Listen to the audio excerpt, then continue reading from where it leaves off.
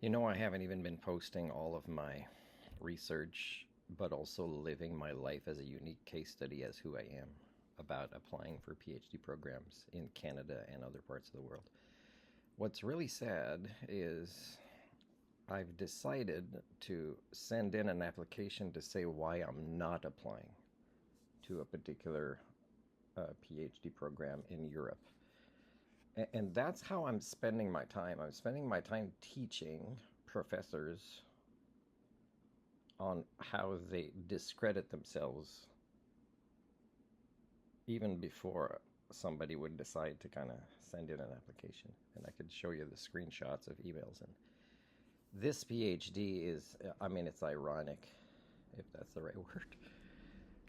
The topic of this PhD and how I communicated to ask questions before applying shows there's no way that person is an expert in this. And they want to do research, but they want somebody to partake in their research, and it's somebody that's already demonstrating in the emails and what was sent. They're very high levels, and they don't even get it. They don't get it. They just want that person to apply the regular way, which is one way I would waste my time, and I probably wouldn't get it. But now I'm sending them teachings for free to show I'm not applying because you've discredited yourself in this way. And it's sad because this is an important topic of research and this is an important PhD. And yet, the people in charge of it are hypocrites with double standards when it comes to this particular topic. And I sent you information to say I don't want to enter another post-secondary degree like the one at VIU. And these are the reasons. And again, all these things, the arguments in there from a letter from years ago that I gave them access to, it proves already an advanced level of this topic.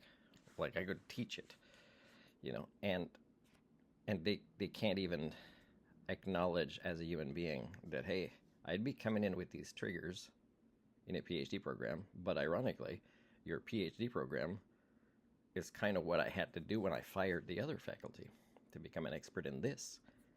And yet, they might accept me. They might just see how good of a butler to us PhD professors would this guy be, because we want him to apply the regular way and not interact with us before with his questions, which is what I'm allowed to do based on their own information. So it's pretty sad this European university is getting this work from me. I'm going to do that and send it in today, and I'm going to see, here's a partial document of what was requested, and it's partial because I've decided not to apply, and these are the reasons I'm not applying.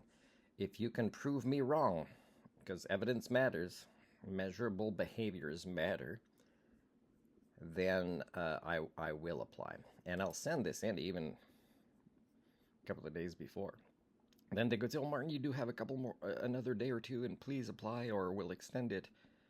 Your points are valid, and we weren't paying enough attention to notice them before. Now, that's extremely unlikely. That means I would have met maybe a possible other Homo sapien. And again, that's not very likely. And again, I have to say, a university that, let's say they want somebody to have been published in more and more journals that are being discredited for things they publish, and my written work is of higher quality and doesn't show signs of being a compromised independent scientist or trying to get numbers instead of quality, because I know the difference between producing quantity of work and producing quality of work. And again, I didn't write my time capsule 3.0 because when I was sending my 2.6s, I don't think I could find evidence except for one person who became an academic reference that has actually read it and made attempts and maybe largely understood it. So when I send this, let's say, and that's not what I sent my 2.6, I just sent a letter I fired VIU because it matches very, very well the topic of this PhD. and yet they may never read it, and they may never make the effort. And that's just one thing. But one of the reasons I've told you before that I want to interact at a human level, using human standards, with the faculty before applying, is that I need to be sure that I'm not getting into a situation where they're going to fail me as a doctoral student. And that's easy for me to do. It's easy for me to create questions that will identify potential red flags. And when they're there, now I find I've shifted to, now I'm going to say why I'm not applying. And do you want to see these 2 emails, just 2 or 3? And that's huge red flags. And then people might say, oh, it's the same thing taking, let's say, the BC Ministry of Labor into the BC Human Rights Tribunal as a complaint. Then I would have to say, well, how come, is this the correct email? Because that's what was on the website. Okay, how come I didn't get any answer? And then the minister, if he's the one that's invited, and it would be, and I hope he's prepared to say, what happened to the email? Why does such a significant email not get responded to, or request for further information?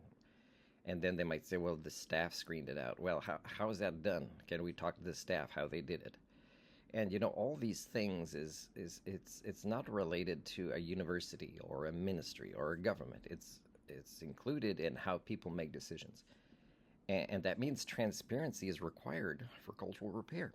So of course I'm gonna do a post later on, maybe, that shows, hey, this is the name of the doctor. I was supposed to interact with him, didn't answer. Then I'm emailing somebody else, like the faculty. And then I think they might have put pressure for him to answer a little bit. And his answer is not that he read or understood or cared about my email at all, which wasn't even long. It just says, oh, just apply the regular way. And that is a sign that I wouldn't be just traveling to another country and relocating my life. Is I would also already, I could tell they don't care about my identity, my life, is I would also probably have to deal with incompetence for years, because that is extremely incompetent, or lack of motivation to be competent, for years and years.